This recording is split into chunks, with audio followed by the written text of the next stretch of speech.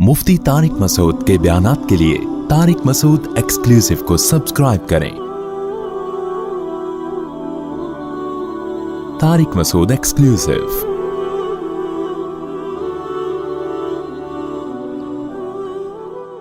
मैंने एक पादरी से एक दफ़ा मेरी मुलाकात हुई। पहले तो मैं चर्च वर्च भी चला जाता था पादरियों से थोड़ा गपशप लगाने के लिए, था ईसाईयत को समझने के लिए। मेरी हमेशा आदत होती है किताबों के बजाय ना जो साहिब किताब है उससे इल्म सीखा जाए। एक शुगर के स्पेशलिस्ट आए 2-4 दिन पहले मिलने के लिए। मैं 3 घंटे उनके पी गया। इसी हफ्ते की बात है। शुगर के बारे में मालूमात ये वो, तो काफ़ी बेचारे थक गए ना। मैंने कहा बहुत ज़्यादा हो गई, इनकी शुगर कहीं लो ना हो जाए। तो मैंने उनसे कहा देखें ये बातें मैं किताबों से पढ़ता ना तो मुझे 20 किताबें पढ़नी पड़ती, फिर भी जाके मैं उस नतीजे पर नहीं पहुंचता जो शुगर के स्पेशलिस्ट से गपशप लगा के मैं उस रिजल्ट तक पहुंच गया हूं। हकीकत है, किताब के बजाय जो साहिब किताब है ना वो आपका फासला बहुत जल्दी तय करा दे। हिस्ट्री पढ़नी है आपने तो हिस्ट्री की किताबें हैं, लेकिन जो हिस्ट्री के पहले से माहिरीन हैं आप उनसे जल्दी सीख सकते हो। अपने यानी जो चीजें आपको चाहिए ना वो नोट भी कर सकते हो आप। तो इल्म का एक तरीका ये भी होता है, क्योंकि इंसान के पास महदूद वक्त है, वो हर चीज में किताबें पढ़ के महारत हासिल नहीं कर सकता। ये जो लोग कहते हैं ना जिनको सब पता है, इनको कुछ भी नहीं पता होता, तभी इनसे माहिरीन कभी मुतासिर नहीं होते, इनसे बेवकूफ़ लोग मुतासिर होते। किसी स्कॉलर के बारे में कल मुझसे किसी ने पूछा कि फलां स्कॉलर है वो तो आलिम भी नहीं है और लोग बहुत सुन रहे हैं। मैंने कहा कोई एक आलिम बताओ जो उसको सुन रहा हो। मैंने कहा ऐसे तो बहुत सारे डॉक्टर हैं यूट्यूब पे जो डॉक्टर नहीं है, लेकिन लोग बहुत सुन रहे हैं, मगर डॉक्टर एक भी नहीं सुन रहा होगा उसको। सही है ना? वजह उसकी है कि जिसके पास मेडिकल साइंस का इल्म ही नहीं है वो तो खुद बेचारा फारिग है। उसको तो कोई भी मेडिकल साइंस के नाम पे मंजन बेच दे, हिकमत हकीम के नाम पे मंजन बेच दे, वो मुतासिर होगा, डॉक्टर नहीं होगा मुतासिर।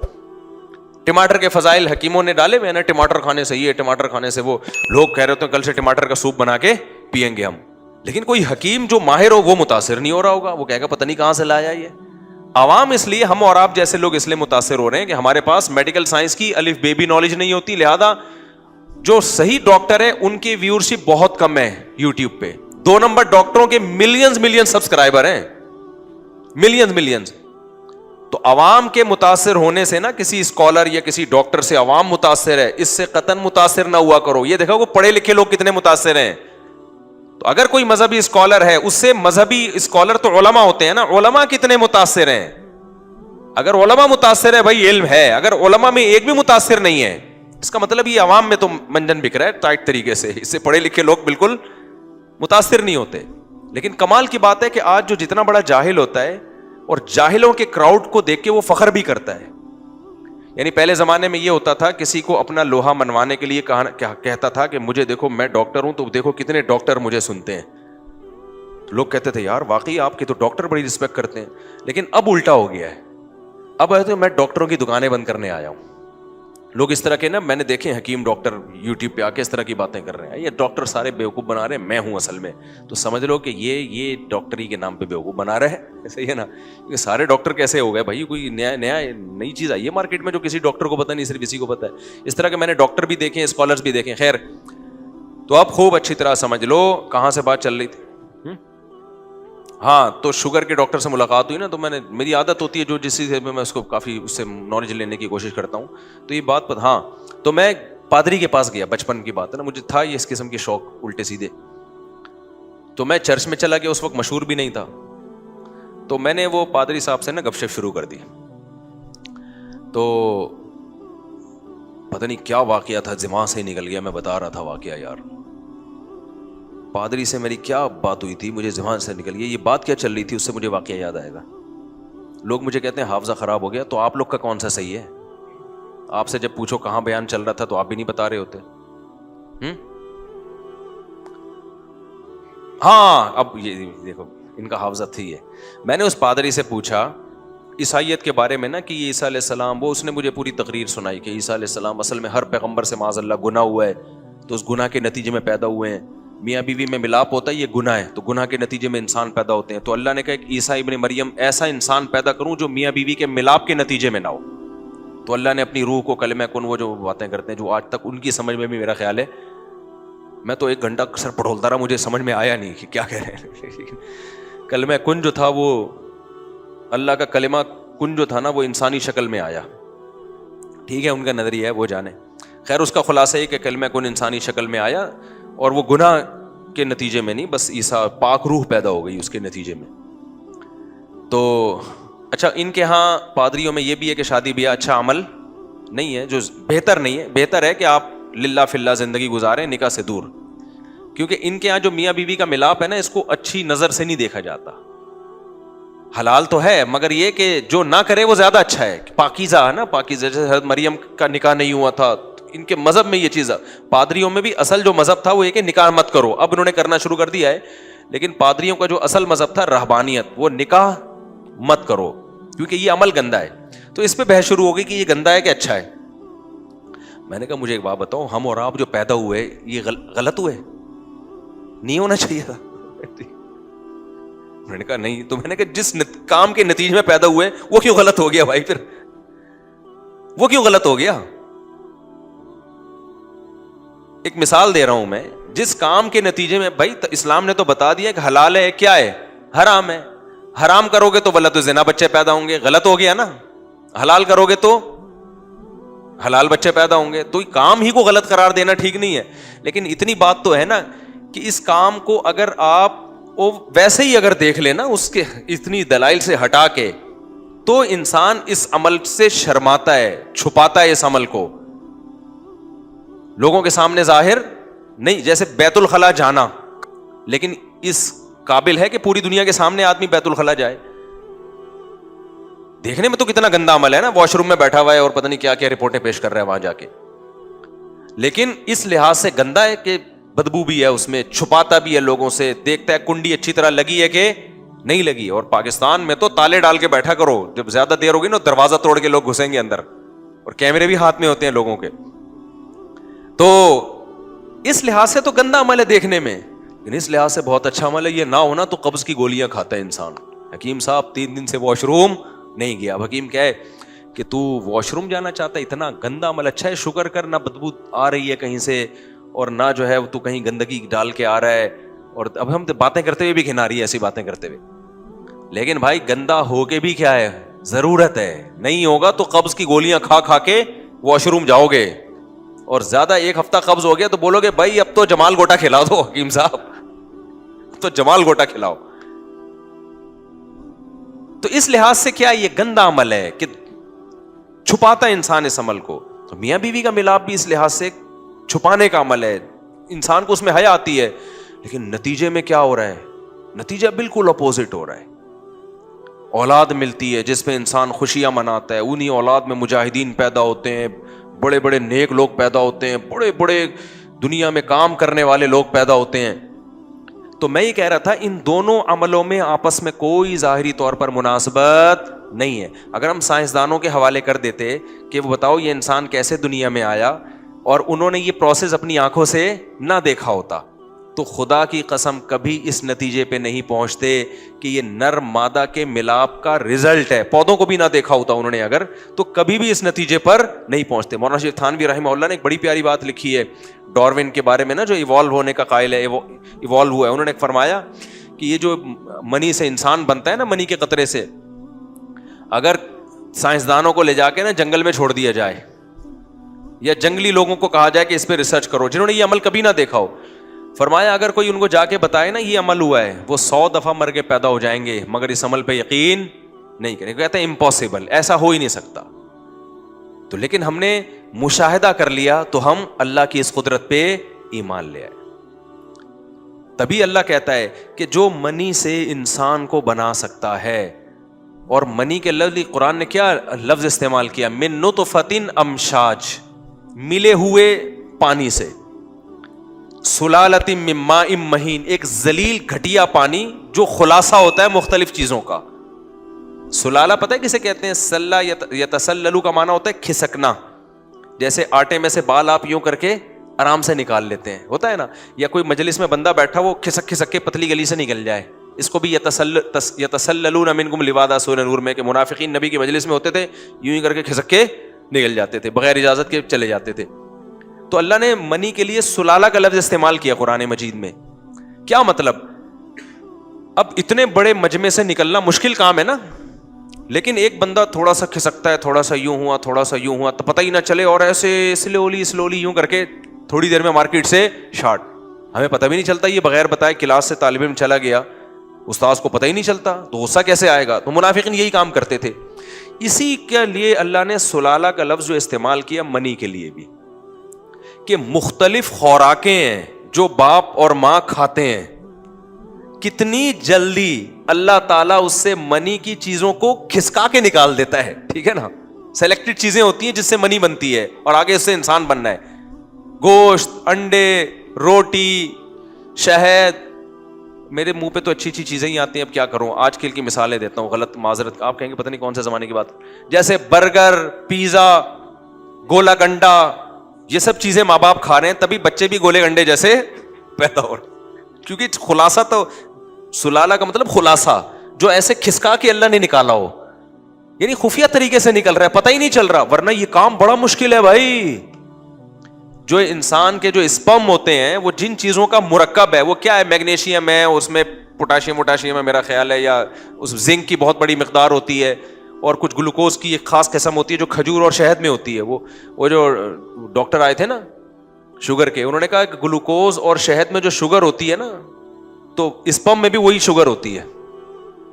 اب دیکھنا گلوکوز مارکیٹ, وہ شہد اور کھجور مارکیٹ میں ہو جائے گا مہنگا, ہو سکتا ہے بیان کے بعد آپ سیدھا کھجور خریدنے جاؤ. خیر, تو یہ ساری چیزوں کا خلاصہ ہے جس سے اسپرم تیار ہوتے ہیں. کتنی جلدی ہو جاتے ہیں دیکھو, یعنی انسان جس چیز سے بنتا ہے وہ کیا ہے, ابا اماں جو کچھ بھی کھا رہے ہیں, میاں بیوی جو کچھ بھی کھا رہے ہیں, روٹی کھا رہے ہیں, پراٹھا کھا رہے ہیں, مکھن کھا رہے ہیں, تھوڑے ہی ٹائم کے اندر اللہ تعالیٰ کیا کرتے ہیں, ساری چیزوں سے انسان بننے کے لیے جو چیزیں استعمال ہوتی ہیں نا, وہ ساری نکال کے اسپرم کی صورت میں جمع کر دیتے ہیں. چلو بھائی, تو یہ ایسے یہ کھسکا کے نکالی ہیں کہ نہیں نکالی ہیں, ہونا تو یہ تو لاکھوں سال میں یہ پروسیس ہونا چاہیے تھا بھائی. یہ کیمیائی عمل ہو رہا ہے بڑا لمبا چوڑا, اس کے لیے تو صدیاں لگنی چاہیے. 72 گھنٹے کے اندر جو ہے نا, 72 گھنٹے کے اندر یہ پورا پروسیس مکمل ہو جاتا ہے. یعنی جتنا ڈسچارج ہوا ہے نا مرد یا عورت, وہ 72 گھنٹے میں ڈاکٹر کہتے ہیں مکمل وہ مادہ بن کے تیار ہو جاتا ہے, اور چند گھنٹوں کے اندر بننا شروع ہو جاتا ہے. لیکن بنتا کیسے ہے, سیب, انار, انگور, جو کچھ کھا رہے ہو, کیسے یار اللہ نے ایسا سسٹم لگا دیا اندر کہ میدا جا کے پہلے ہضم کرے گا, جگر خون بنائے گا, پھر اس سے کیا کیا چیزیں, جو چیزیں بن رہی ہیں, آنکھوں کی بینائی, کانوں کی سماعت, یہ ساری چیزیں بنتے اور ادھر اسپرم بھی بن رہے ہیں. تو یہ اس کے لیے اللہ نے سلالہ کا لفظ مختلف چیزوں کا مرکب اللہ نے نکالا. یہ اللہ کی بہت بڑی خدا کی قسم قدرت ہے, یہ آٹومیٹیکلی نہیں ہو سکتی. اس کے لیے کوئی سسٹم بنا کے کسی نے وہ سافٹ ویئر انسان کی باڈی میں انسٹال کیے ہیں. ایسے سافٹ ویئر کروڑوں اربوں سال میں بھی آٹومیٹیکلی خود بخود نہیں بن سکتے. تو یہ تو خدا کے وجود کے دلائل ہیں, یہ ہم نے اپنی آنکھوں سے دیکھ لیے. اب وہی خدا جس نے منی سے انسان کو بنایا, 9 مہینے میں بنا کے باہر نکال دیا اس نے, وہی خدا کہہ رہا ہے کہ اس کائنات کو میں نے عدم سے وجود بخشا ہے, میں نے بنایا ہے. پہلا انسان ڈائریکٹ آدم بنایا میں نے, وہ بندر سے نہیں بنا, وہ ڈائریکٹ میں نے مٹی سے بنایا. تو مان لو یار جو یہ کر سکتا ہے وہ بھی کر سکتا ہے, لیکن سائنس نہیں مانے گی. سائنس کہہ رہی ہمارے مشاہدے میں نہیں ہے. تو ہم یہ کہیں گے آپ کے جب ایک چیز مشاہدے میں نہیں ہے تو آپ بولو سائنس اس بارے میں خاموش ہے, ہم کچھ کہہ نہیں سکتے اس بارے میں کیا ہوا تھا, ہمارے پاس نالج نہیں ہے. ہم نے منی سے انسان بنتا ہوا دیکھ لیا, یہ تو ہم کہہ رہے ہیں بھائی ایسے بنا ہے, کھوپڑی میں تو یہ بھی نہیں آتا, لیکن بن گیا ہے بھائی. تو جب اللہ کہہ رہا ہے کہ میں نے ڈائریکٹ مٹی سے آدم کو بنا دیا, تو اس کو مانتے ہوئے موت کیوں آ رہی ہے؟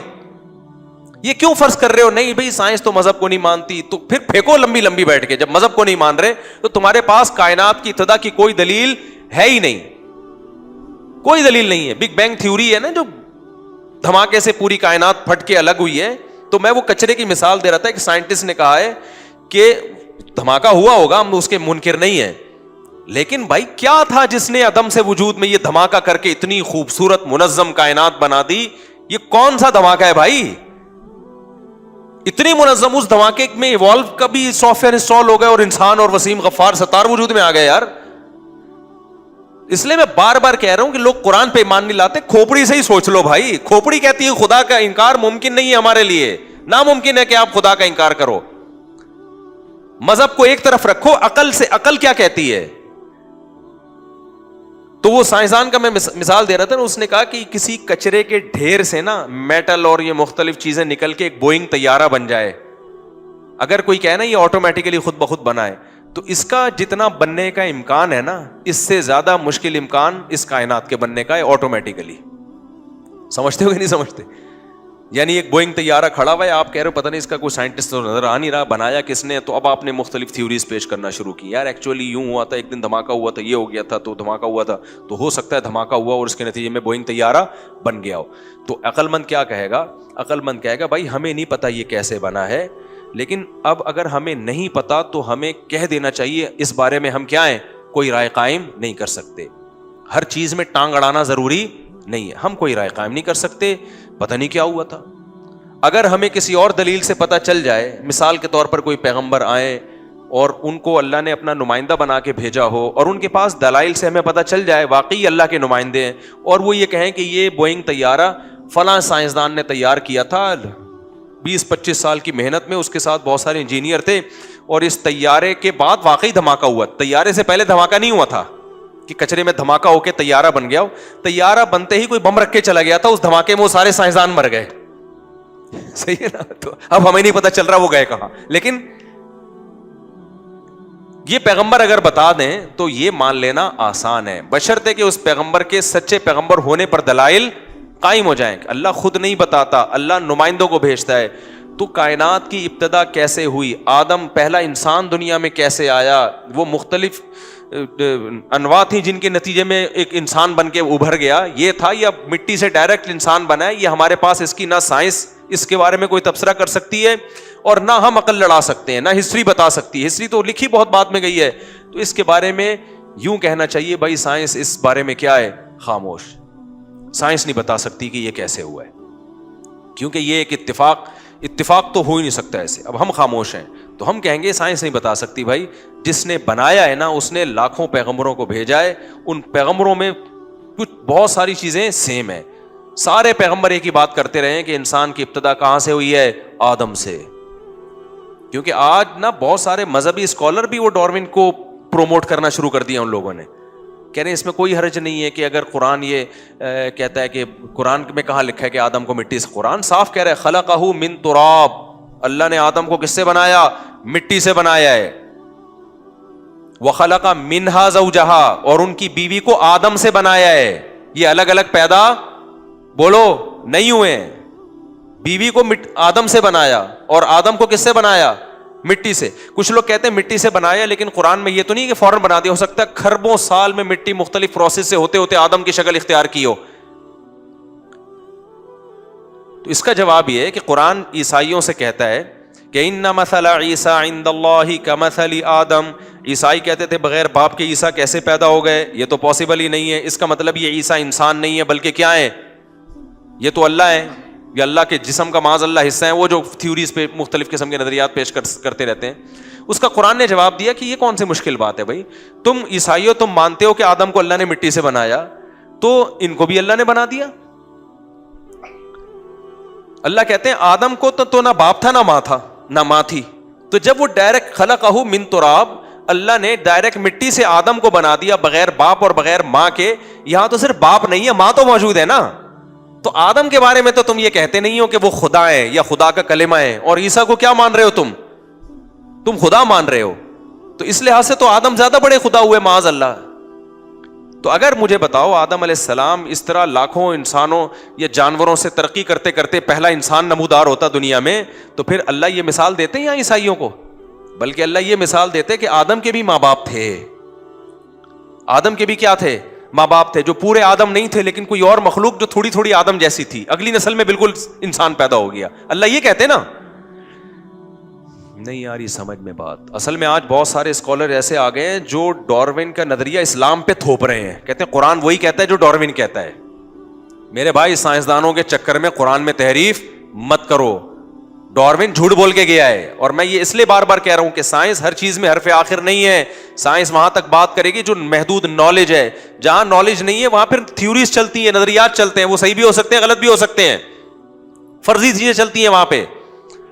تو فرض کر لیا ہے کہ جی ہوز میں بھی ممکن ہے اس طرح ہوا ہو, لیکن یہ فرض کرنا اتنا مشکل ہے کہ سائنسدان کیا کہتا ہے, ایک سائنٹسٹ کہ جیسے کچرے کے ڈھیر سے ایک طیارہ بن جانا, جہاز بن جانا ناممکن سی بات ہے بھائی, یہ امکان ہی نہیں ہے اس کا. ایسے ہی اس کائنات کے نتیجے میں یہ اتنی مینجمنٹ آ گئی ہے, طیارے سے زیادہ مشکل مینجمنٹ ہے. آپ کو پتا ہے طیارہ بنانا آسان ہے, مچھر بنانا مشکل ہے, کیونکہ جاندار چیز ہے.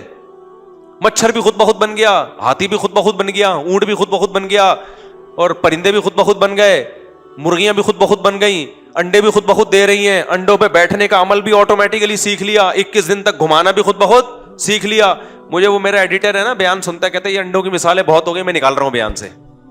پچھلے بیان میں انڈے کی مثال آئی تھی, اس نے بیان سے ہی نکال دی, تو اس کو نکالنے کی اجازت نہیں. مرغی جب تک انڈا دیتی رہے گی, انڈے کی مثالیں مارکیٹ میں چلتی رہیں گی, اور مرغی کا ایک ایک انڈا اور اس انڈے پہ مرغی کا بیٹھنا, اور مرغی کا اس انڈے کو 12 گھنٹے سے گھمانا, اور پھر چوزا نکلنا, اور چوزا نکل کے, چوزا نکلتا کیسے ہے آخری دن نا, جب چوزا تیار ہوتا ہے وہ چھلکے کا خول بہت مضبوط ہوتا ہے, چھلکا جو ہے نا مرغی کا, چوزے جو انڈے کا چھلکا ہے بڑا مضبوط ہوتا ہے, اور مرغی کے جو چوزا ہے اس کی چونچ بہت نازک ہوتی ہے.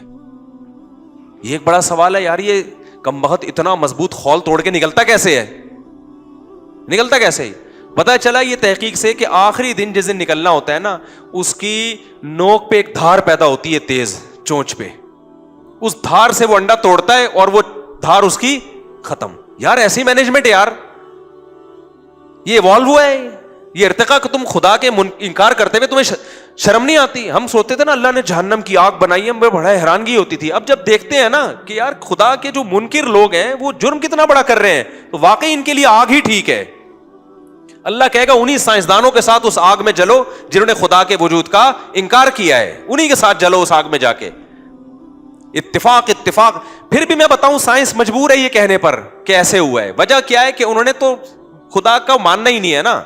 وہ کہتے ہیں سائنس تو مذہب کی دنیا مذہب سے بحث ہی نہیں کرتی, تو کوئی نہ کوئی لاجک بیان کرنی ہے, تو وہ بیان کر دیں گے. جی ہوتا ہی ہے کہ وہ آخری دن میں کوئی ایسے ہو سکتا ہے کوئی کیلشیم زیادہ آ جاتا ہو چونچ میں, تو ابے ہم کب کہہ رہے ہیں کہ نہیں آتا, لیکن آخری دن میں ہی کیوں آ رہا ہے, جس دن اس نے نکلنا ہے انڈے سے. تو جب تک دنیا میں انڈا رہے گا, جب تک مرغی رہے گی, مرغی انڈا دے گی, 21ویں دن چوزے انڈے سے باہر نکلے گا, پھر مرغی اس کو پالے گی, اور پہلے دن سے مرغی دانا توڑ توڑ کے اپنے بچے کو کھلائے گی. یہ سارے انڈے ڈاروین کے منہ پہ ایک ایک انڈا زور زور سے چماٹ مارتا رہے گا, اور بتاتا رہے گا بتا یہ کون ہے جس نے مجھے بنایا, یہ کیسے آٹومیٹکلی وجود میں آ گیا سب کچھ, یہ پورا نظام. نہیں آ رہی میرا خیال ہے بات سمجھ میں. دیکھو جس کو خدا پر ایمان لانا ہوتا ہے نا, ایک ایک مثال پکار پکار کے کہہ رہی ہوتی ہے کہ مجھے کوئی پیدا کرنے والا ہے, بشرطے کہ کھوپڑی صحیح کام کر رہی ہو, دل کی آنکھیں کھلی ہوئی ہوں. اللہ کا شکر ہے میں بچپن سے یہ چیزیں دیکھتا ہوں, میں بار بار, کیونکہ میں نے 8ویں میں پڑھا تھا ڈاروین کا تھیوری, بہت زیادہ میں اس سے وہ بوکھلا گیا تھا کہ یار یہ کیا ہے, مذہب کچھ اور کہہ رہا ہے, سائنس کچھ اور کہہ رہی ہے. اس وقت سے میں نے غور کرنا شروع کیا, ایک ایک چیز کو دیکھتا تھا کہ یہ کیسے ہو گیا, یہ کیسے ہو گیا, یہ کیسے ہو گیا. میرے پاس ایک ڈاکٹر صاحب ہے, میں ان کو مرغی انڈوں پہ بیٹھی ہوئی تھی, لے جا کے دکھا دی ان کو. میں نے کہا دیکھ لے. میں نے کہا ڈاکٹر تو صرف یہ بتائے گا کہ انڈے میں کتنے پروٹین ہوتے ہیں, اچھے والے کون سے ہیں, برے والے کون سے ہیں, اور کتنے انڈے کھانے چاہیے. یہ ڈاکٹر کا ٹاپک ہے. مذہب کا ٹاپک یہ, اللہ نے ایک جگہ بھی نہیں کہا کہ انڈے میں اتنے پروٹین ہے, دودھ میں اتنے پروٹین ہے. نہ نہ, اللہ کہتا ہے کہ میں نے کہا جو میرا ٹاپک ہے, میں تو مذہبی اسکالر ہوں نا, میرا ٹاپک ہے ڈاکٹر صاحب یہ جو انڈوں پہ مرغی بیٹھی ہوئی ہے نا, ڈاکٹر سے تو میں نے انڈوں کے بارے میں نالج لے لی تھی جو اس کے پاس علم ہے کہ کتنے انڈے روزانہ کھانے چاہیے. ڈاکٹروں کی مختلف آ رہا ہے, کوئی کہتے 2 انڈے کھاؤ گے, 4 انڈے کھاؤ گے, کہتے ہیں ورزش زیادہ کر دو 6 انڈے بھی کھا لو. وہ مختلف قسم کی رپورٹیں, اب اپنی ذمہ داری پہ آپ نے کھانے ہیں, ٹھیک ہے نا, وہ ڈاکٹر سے پوچھیں. ڈاکٹرس کو ہم نے چھوڑ لیا. اب ہم نے کہا ڈاکٹر صاحب ہماری بھی کچھ فیلڈ ہے, اب کچھ باتیں ہم آپ کو بتائیں گے انڈوں سے. آپ تو صرف انڈے کھانا کتنا ہے, چھلکے کا کیا کرنا ہے, یہی بتاؤ گے نا. قرآن اس حوالے سے انڈے پہ غور کرنے کا حکم نہیں دیتا. قرآن اس کائنات پہ غور کرنے کا حکم کسی اور نقطۂ نظر سے دیتا ہے کہ یہ خود بخود نہیں ہو سکتا. میں نے کہا مجھے ایک بات بتاؤ, یہ مرغی بیٹھی ہوئی ہے اور دوسری مرغی ہمارے دوسرے ڈڑبے میں وہ چوزوں کو پال رہی تھی. میں نے کہا اب میں نے دانا ڈالا, فوراً مرغی نے دانا اٹھا کے نا ایسے اس کو ریزہ ریزہ کر کے نیچے ڈالا تاکہ بچے کھائیں. میں نے کہا تو پہلی دفعہ اس نے بچے پیدا کیے ہیں, اس کی نہ اماں نے سکھایا, باپ تو مرغا وہ لونڈا گھوم رہا ہے وہاں, دیکھو آپ, اس کو تو ان چیزوں سے فرصت ہی نہیں ہے. بچے وہ تو اپنا کام پورا کر کے پتلی گلی سے نکل لیتا ہے. اس کو تو اس سے کوئی غرض ہی نہیں ہے کون پال رہا ہے کہ اس کو تو انجوائے کر رہا ہے لائف کو. اس کو نہیں پتا کہ میں ہی چھری کے نیچے آؤں گا. مرغیوں کو چھوڑ دیا جاتا ہے, ذبح کون ہوتا ہے؟ مرغے ہوتے ہیں. اس کو تو کوئی فکر ہی نہیں ہے. اس کو نہ میں نے سکھایا نہ اس کی اماں نے سکھایا.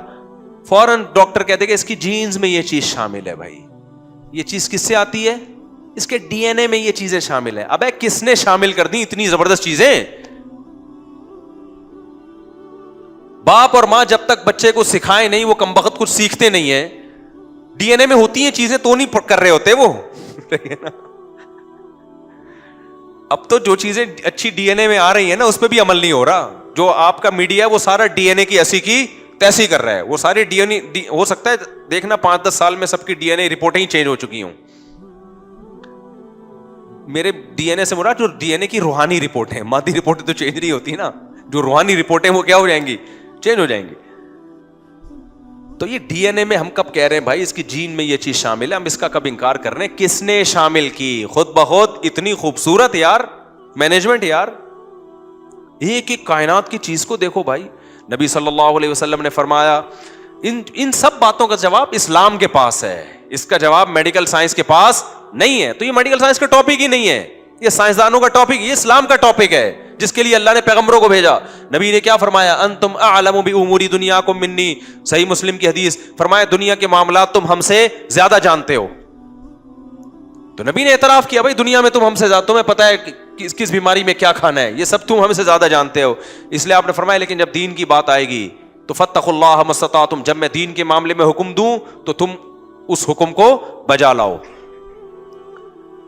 تو اس لیے میں ان طلبہ سے کہتا ہوں اور آج کی نئی جنریشن سے کہتا ہوں کہ ہر چیز میں آئنسٹائن کو دخل مت دو, ہر چیز میں اس کو مت گھسیڑو. تم اس سے بھی اللہ سوال کرے گا کہ تو نے جو نعمتیں میں نے تجھے دی ہیں, تو نے ان نعمتوں میں مجھے کتنا یاد کیا, مجھے میرے وجود پر ایمان. اگر وہ اس سوال کے جواب میں پورا اتر گیا اللہ اس کو کامیاب کرے گا, نہیں اترا اللہ کہے گا مجھے اس سے غرض نہیں ہے کہ تو نے کیا کیا لوگوں کے لیے, پہلے میں ہوں, سب سے پہلے میں. کو یاد ہے مشرف کے دور میں نعرہ لگاتا سب سے پہلے پاکستان. ہر ملک یہ نعرہ لگاتا ہے نا, ملکوں کی پالیسی ہوتی ہے بھائی ہمارے لیے کیا کر رہے ہو, تو کیا اللہ کی پالیسی نہیں ہوگی؟ حالانکہ ملک بعض دفعہ اس میں ظلم بھی کر رہے ہوتے ہیں کہ سب سے پہلے ہم, کیا مطلب دوسرے کا بیڑا غرق کر دو. لیکن اللہ یہ نعرہ لگانے میں کہ سب سے پہلے میں, یہ نعرہ لگانے میں اللہ حق پر ہے, کیونکہ اللہ کہتا ہے پیدا میں نے کیا, کائنات کو بنایا میں نے, آسمان سے بارشیں میں برسا رہا ہوں, سارا نظام میرا چلایا ہوا ہے, اور تم مجھے کا انکار کر دو بھائی. اس لیے میرے بھائی ہماری نظر میں, اللہ کی نظر میں, اسلام کی نظر میں سب سے زیادہ ویلیو اس سوال کی ہے کہ آپ خدا پر ایمان رکھتے ہو یا نہیں رکھتے, آپ اللہ کی مان کے چلتے ہو یا نہیں چلتے. اس کے علاوہ باقی چیزیں دوسرے درجے میں ہیں, سمجھتے ہو کہ نہیں سمجھتے ہو. تو جب مرغیوں کو دیکھا کرو نا انڈے پہ بیٹھے ہوئے, اور وہ جو میرے بیان ایڈٹ کرتا ہے اس کو بھی انڈے والی مثال نکالنے کی اجازت نہیں ہے. مرغی جب تک انڈا دیتی رہے گی انڈے کی مثالیں مارکیٹ میں آتی رہیں گی, کیونکہ کل ایک اور مرغی میں نے انڈوں پہ بٹھائی ہے, ایک اور مرغی بٹھا دی ہے میں نے انڈوں پہ. ہمارے پاس 4-5 مرغیاں لی تھی, اس سے ماشاءاللہ ایسی برکت ہوتی چلی آ رہی ہے, ایسی برکت ہو رہی ہے. وہ پھر ہم اچھا میں نے رکھی ہوئی دیسی مرغیاں 7-8 انڈے دے کے وہ انڈوں پہ بیٹھ جاتی ہیں.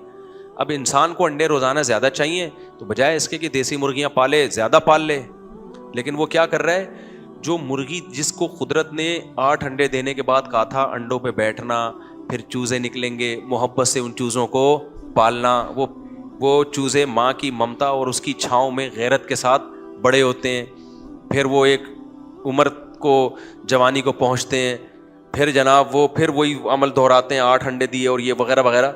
تو اب انسان چونکہ ہوس کا ہے اس کو چاہیے روزانہ انڈے, اس نے مرغیوں کی کراس بریڈنگ کر کے مرغیوں کی نسلوں کا بیڑا غرق کر دیا. جیسے انسان کا نسل کا بیڑا غرق ہو گیا نا, تو ایسے مرغیوں کا بھی کیا کر دیا ہے. اب گن پوائنٹ پہ روزانہ مرغی کیا کر رہی ہے, انڈے دے رہی ہے. ایسی ایسی مرغیاں آ رہی ہیں سال میں 365 دن ہے, 360 دن انڈا دے گی.